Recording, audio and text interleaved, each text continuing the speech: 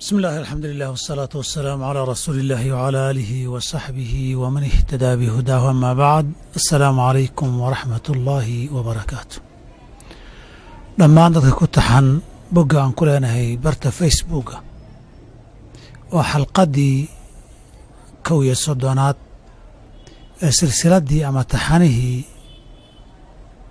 su'aalaha facebooka maantana waxaan ku soo qaadanaynaa xalqadan 13 su'aalood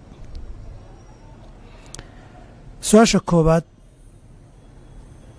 wuxuu leeyahay qofkani marka la sujuudayo waxaa la isfaray 7 xubnood in lagu sujuudo qofkii aan qayb ka mida ku sujuudin ama xubnaha aan ku wada sujuudin ma ansaxaysaa sujuudiisu su-aasha jawaabteeda waxay u baahan tahay in la kala qaado oo la ogaada sababta keentay inuusan ku wada sujuudin hadduusan xubinkaa lahaynba qofkii gacan baa go'an lug baa go'an oo wax karaankiisa iyo awooddiisa ka baxsan sujuuddiisu way ansaxaysaa ama sababta ugu sujuudi waayo waa xanuun nabar baa kaga yaalla maba dhigi kara dhulka gacan baa kaban lug baa kaban wejigii baa nabar kaga yaallaa dhabarkuba ka xanuunsan yahayo inuu foorarsada maahane ma samayn karo isna salaaddiisu way ansaxaysaa waxaa dhici karta in rukhso sharciga uu haysto inuusan xubnaha ku wada sujuudin salaaddiina ansaxdo waxaa ka mid a sidii xilli dagaal lagu jiro cadow laga cararayo oo sujuudda halla ishaaro la yidhi waxaa jirta salaado sunnaa oo gaadiidka korkii in lagu tukada la ogol yahay oo la ishaaro waxaa dhici karta inay jirta zaxmad iyo ciriiri meeluu ku sujuudaba uusan haynin si uu sujuudana uusan haynin oo tilmaan iyo madaxa inuu yar foorariyo unay tahay haddii cudurdaarkaa sharciga ah haystana oo qaabka uu u tukanayo looba ogol yahay sujuudda inuusan wejigaba dhigin ishaaro iyo tilmaan uu ku midaaray madaxa baa kaga filaanaysa intaasoo dhan haddaynan jirin oo xubinkii leeyahay uu ku sujuudi karo ruksad sharci oo sujuudda uga tegayna ayna jirin asalku waa inayna salaaddiisa asixin ilaa xubnihii la faray ee 7 ahaa kaga sujuudo xubin walba qadarka kaafinaya iyo tafaasiisha faahfaahinteedu waa masaa'il inta badan khilaafi ah laakiin sida guud iyo duuduubkan su-aashan jawaabteedoo kooban intaasaan kaga bixi lahaa inkastoo iyada lafteedu way buraysaa ama salaaddu ma ansaxaysa markaan leenahay aan ku salaynayno axaadiidta daahirkeedu say u badan tahay laakiin masalada khilaaf fuqahada ka jiro saa'ilka labaad wuxuu leeyahay imaamku faatixada intaanu bilaabin ama dhexda inta uu ku jiraba haddaan ka hor akhriyo ama laba akhriyo salaadaydii minaan faatixadii mar labaad soo celiyaa jawaabtu waa maya imaamka ha lagu daydo ha laga dambeeyo asaaskeedu waxaa weeye afcaasha iyo falka la samaynayo ee qowlka iyo waxa la aqrinaya maaha marka laga soo tago takbiirta salaadda ugu horraysa saa darteed xadiidkii imaamka ha lagu daydo la yidhi haddaad akhrido inamaa jucila alimaamu liyu'tama bih imaamka in lagu daydo baa imaam looga dhigtay fa idaa kabara fakabiru waa xidhashadii u horraysay hadduu xirto ka daba xirtoo takbiirta ka dambe inta dambe waxaa la tiriyey waa afcaal ee aqwaal ma aha qiraa'adii faatixada lagama hadlin tasbiixdii gudaha lagama hadlin tashahudkii iyo atixiyaadna lagama hadlin waidaa rakaca farkacuu waidaa rafaca farfacuu waidaa sajada fasjuduu saa darteed imaamka ku dayashada ka dambayntu waxay muuqan kartaa afcaashay muuqan kartaa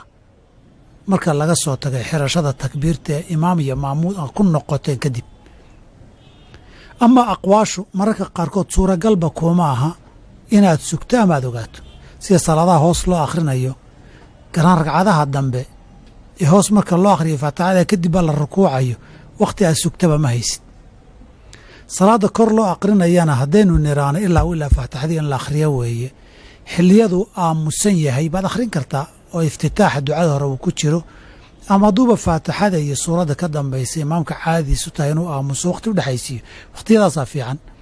laakiin faatixadii akhriskeedu waa laga maarmaan. qiraa'ada kor haddii loo akhrinayo wax kale laguma ogolo, waa inaad dhegaysataa.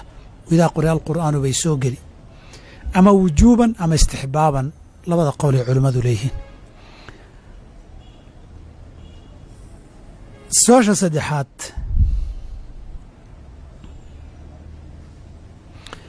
gabadhan waxay leedahay ninkaygi baan isku dhacanay, habeen bay ahayd miya ifur baan ku idhi. wuxuu yidhi waayahay waagu haynoo baryo, markuu waagu baryaan warqadaada ku siinayaa. subaxiina way iga dhuuntay, kadibna waan iska heshiinay. arrintaa ma dalaaq baa? jawaabtu waa maya. subaxii baan ku furayaa, ku furi doonaa, ballanqaad furiin weeye ee furiin ma aha. wacdun bitalaaqi wey. hadduu hadalka u dhigo waagu markuu barya waad furan tahay, wuu furay, laakiin furiinkiibuu ku xiray waaga berigiisa. markuu waagu baryay furmaysaa oo talaaq mucallaqa wey. laakiin hadduu hadalku yahay markuu waagu baryaan ku furayaa ama ku furi doonaa, ee waagu haynoo baryo, waa ballanqaad. hadduu furana way furmi markaa wakhtigeeda la gaaro. hadduu siday gabadhu sheegtay ka dhuuntana wax dalaaqa ma dhicin. saxiifka afraad wuxuu leeyahay xilligan gabdhaha telefoon baa lagu mehersadaa, arrintaasi ma ansaxaysaa? jawaabtu, horta telefoonkii labuu noqon karaa, inuu maqal keliya yahay iyo inuu maqal iyo muuqaal yahay. haddii maqalu muuqaal yahay, qofkuna qofkiiyoo la arka yahay, qof goobta jooguu la xukum yahay. haddii dad garanaya qofkan telefoonka lagu haya ka muuqda iyadii gabadhu inay tahay, waa lagu meherin karaa. hadday cod tahay oo weligii meesha uusan joogin, codniyo telefoonna ku meherinayo, ama ninkii guursanayay baa meesha ka maqan oo telefoon loogu meherinayaa, waxay u baahanaysaa in la hela dad markhaati ah oo dadkan iyo codkooda garanaya qofkani weligii inuu yahay ku markhaati furi kara. ilaan marka uu joogo shaahidku wuxuu mara ka yahay qofkii wilaayada lahaa, ama ha ku yeesho nasab, ama wakaalaha ku yeesho, ama wilaaye iyo qadaaha ku yeeshee, inuu qofkii yahay buu hadhow ku markhaati furaya. dadka markhaatiga noqonaya waa inay garanayaan inuu qofkani qofkii wilaayada lahaa yahay, saan wax suuq madow laga dhex saaraay aanu iman, ama qofka loo nikaaxinayaay isagii hebel inuu yahay garanaya waa inay yihiin. inta haddii la helay sida cuquud iyo heshiisyada kale telefoonka loogu galo ayaa tanna loogu geli karaa. saa'ilka shanaad wuxuu leeyahay waalidkay ayaa waxay aaminsan yihiin buu yidhi, waalidkay waxay aaminsan yihiin in koonanka islaani ka taliso, allahna u xil saaray in naftii nabigu sal ly slam ku jirto. sheekha ayay siyaartaan iyo khuraafaad kale oo shirkiyaad ah. intaan ka fahansanaa arrinkan waan u caddeeyey, balse culummo wax geli marna uma tegin. dadkaa maxaan kaga talagalaa ama ugu soo hagaa muslim ama gaal? dabcan mas'aladan uu tilmaamay qofkan saa'ilkiihii waa masale dhinac marka laga yidhaahdo tanaasukhul arwaax la yidhahdo wey. naf baa qof ka baxaysa oo qof kala gelaysa. hebel markuu dhintay naftiisii hebel bay u wareegaysaa. waana madhab khulaadda suufiyada ah. asalkiisu waa madhab laga soo qaatay hunduusta, oo hunduusta waxay rumeeyeen wax tanaasukhul arwaaxa la yidhahda caan ku ah. dawaa'iftooda saddexda ee baraahamad iyo ilaa joodarada aad ka gaartana naftii fiicnaata hadday dhimato dabaqada ka sarraysa ee gelaysaa kaashtara iyo wiishaa iyo waxyaabahana yidhahdaan adyaanta iyo firaqa markay ka hadlayaan. waana madhab u soo guuray oo arwaax baa wakiil ka ah nabigii, marba meel bay joogtaa iyo hebel bay ku jirtaa la yidhaahdo. madhabka tasawufka khulaadda waxa soo galay kufriyaadka iyo shirkiyaadka galay bay ka mid tahay. naf dhimatay ma soo noqoto. wa xaraamun calaa qaryatin ahlaknaa annahum laa yarjicuun. jismina uma soo noqdaan, arwaaxan adduunyada nool uguma soo noqdaan. masaladaasi waxay la mid tahay uun dadka muslimka ah ee ashahaadanaya ee ku dhaca kufriyaad iyo shirkiyaad ama qawla ama ficila ama ictiqaada. waxay u baahan tahay dee waxaa qiimayn kara qof culimoo iyaga arkay inay xujadii ku ogan tahay iyayna ku ognayn. haddii cid ahlulcilmi ah oo looga qaateenihi ay xaqii u caddayso xujadana ku oogto wixii ka dambeeya ay ku adkaystaan dadkaasi gaalay noqonayaan. hadday iyagoo ashahaadanaya waxyaabo shirkiyaada dadku sameeyaan ama ku hadlaan ama rumeeyaan caamana ay yihiinoo wax xujo ku oogay oo sharciga oo taquumu bihi alxujatu aanay jirin, asalkooda xukumka islaamka daahirkiisa ahaa baa la siinaya. xilligii nabiga dhacday calayhi salaatu wasalaam in dad markaa soo islaamay fatxu maka kadib ay dhaheen ijcal lanaa daata anwaatin kamaa lahum daata anwaat. gaaladaba geed ay caabudaan bay leeyihiine annaguna geed aanu barakaysan caabudna noo samee. nabigu ma odhan gaalaa tihiine waxaan inuu gaalnimo yahay buu u sheegayoo awah kamaa qaalat banuu israa'iila limuusa ijcal lanaa ilaahan kamaa lahum aalihatun buu yidhi. masaa'ilka cudrigii iyo jahlida loogu cudurdaari iyana waa masaa'il nusuustana ku badan. asalka ka mas'ale ahaan tafaasiisha marka laga tagana maxalu ijmaaca weeye bayna ahli ilcilmi. masaa'ilka lexaad wuxuu leeyahay nin imaam ah ayaa jira oo aanu ku daba tukanno. qur-aanka waa xifdisan yahay, marna waa ka khaldamaa. hadduu ka khaldama in loo sheega ma yeelo oo makaa yeelaya tiisuu wadanayaa. ma ku daba tukan karnaa? waxay ku xidhan tahay meesha uu khaldayaay ma faatixadiiba mise maaha. salaadda rukniga qiraa'ada ay ku ansaxdaay imaamka iyo ma'muumkaba waa faatixada.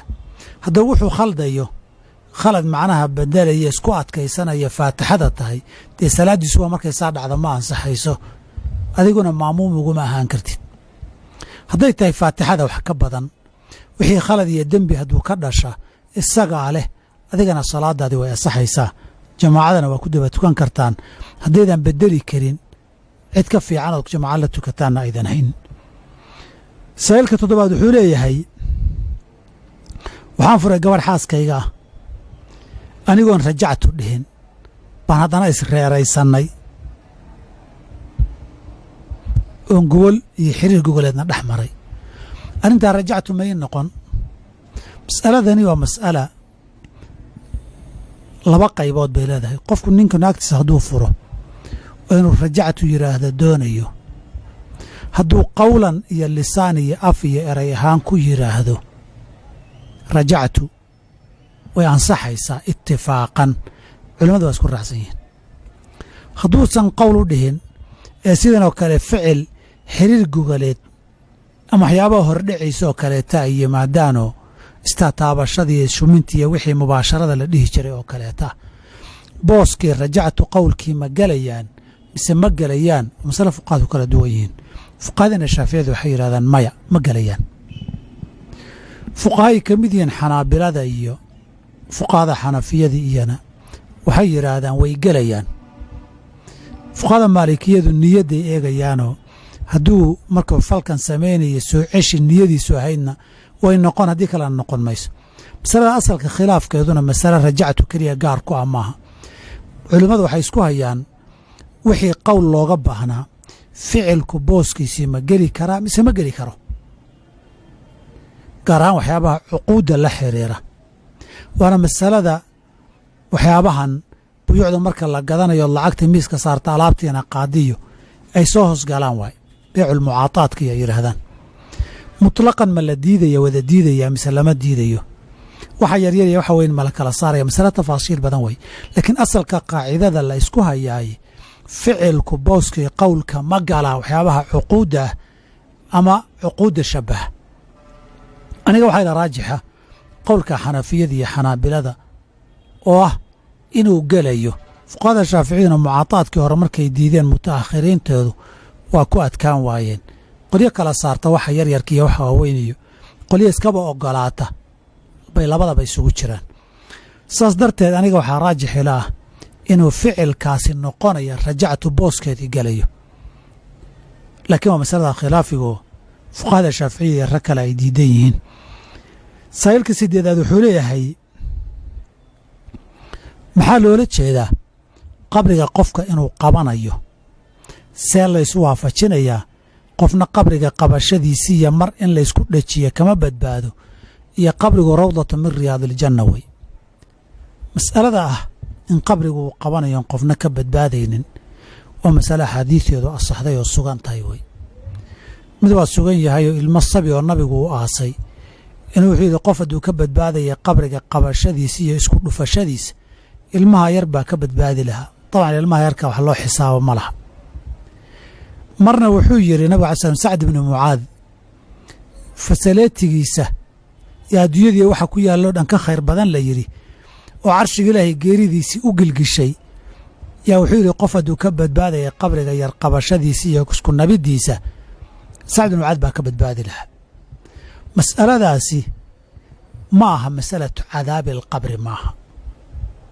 cala asaxiixi mas'aladaasi waxay ka dhigan tahay qofka mu'minka iyagoo darajada u sarrayso ambiya iyo wax walba leh adduunyada markay joogaanba way xanuunsadaan way walwalaan way murugoodaan nabar baa jirkooda ku dhacoo xanuujiya aalaamta ay marayaan qiyaamada marka la joogo dheerarkeeda dhibkiisay maraan fasaca argagaxa qubuurta laga soo baxayay maraan waxay maraan siraadka jahannamo korkeeda iyo khatartiisa iyo dhibkiisay maraan waana ku wada qasban yihiin intaa inay maraan qadaran wa qadaa'an tanina waxay la mid tahay waxyaabaha qadaran wa qadaa'an alamkeedii iyo ay marayaan iyo xanuunkeedee masaa'ilkii lama gaarin weli cadaabuulqabri iyo lama gaarin waxay la mid yihiin oo kale su-aalaha munkar iyo nakiir iyo argagaxooda leh ay marayaan dadku wada marayaan iyo imtixaanaadkeeda la marayo adduunyada lagu marayo qabriga lagu marayo xashriga iyo bacdiga la marayo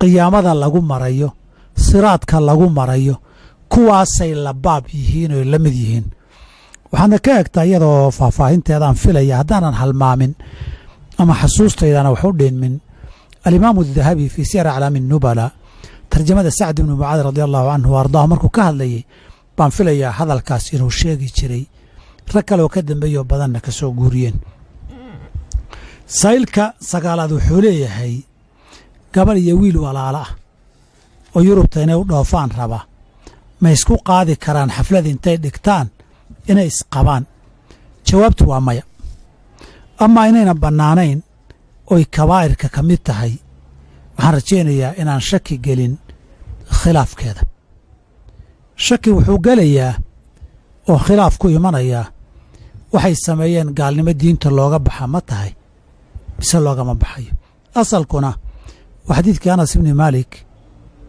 ee uu leeyahay abtagii baan arkay oo ciidan iyo calan la siiyey oo duulaana maxaan dhacay baan idhi waxaa uu yidhi buu yidhi hebel baa la ii diray xaaskii aabbihii ka dhintay buu aroostay oo la aqalgalsaday oo uga guursaday inaan madaxa soo gooyaana la ii diray xadiidkaasay culimmadu isu khilaafeen ninkaas ama nin kabaa'ir sameeyey buu ahaa oo wax xaaraan ahaayoon sharcigu oggolayn sharci u ekaysiiyey saasaana loo dilay maxram u dhowaanshihii iyo ugalmadii mise waxaa loo dilay gaalnimo waxayna ku salaysan tahay riwaayaadka odhanaya xoolihiisana inaan khumus geliyo sida gaaladii ula dhaqmo ma ansixin mise ma ansixin dabcan kolba khilaafka aqwaasha ah waxaad ka fiirin kartaa alimaamu atabari tahdiibu alaahaar xadiidkan meesha uu ku wariyo waa kaga hadlay waxaan uga jeedaa inay dembi weyn tahay khilaaf inay gala ma ahane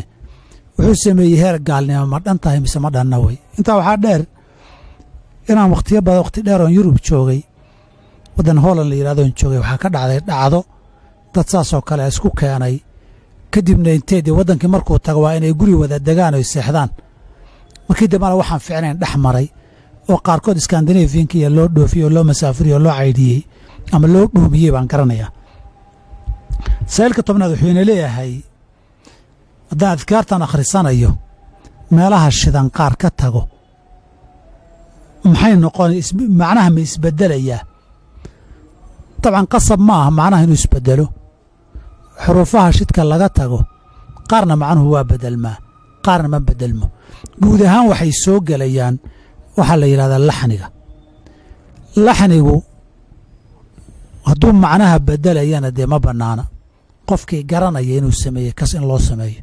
qofkaan garanaynin dee waa macduur oo cudurdaar buu leeyahay, laakiin qofkii garanaya laxni macno bedelaya inuu sameeyo lama ogola. macnuhu ma isbedelayaa dee markii tusaale iyo kelmadda qofka uu shidka ka tegey la arko baa la garan karaa kelimadihii macnuhu isbedelayay miyaa mise maaha. saa'ilka xiga ee 11aad wuxuu leeyahay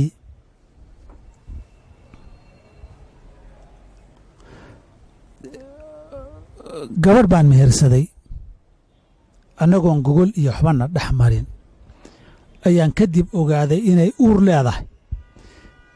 cunuga uurkeeda ku jira muxuu noqonayaa? meherkiina ma ansaxaya?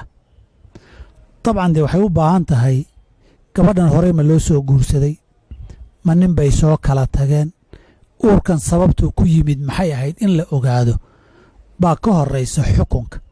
hadday nin soo kala tageen, nikaaxaasi ama saxiix ha noqdo ama faasid ha noqdo ama shubha ay ahayd, dee ilmaha ninkii hore dhalay baa loogu abtirinayaa.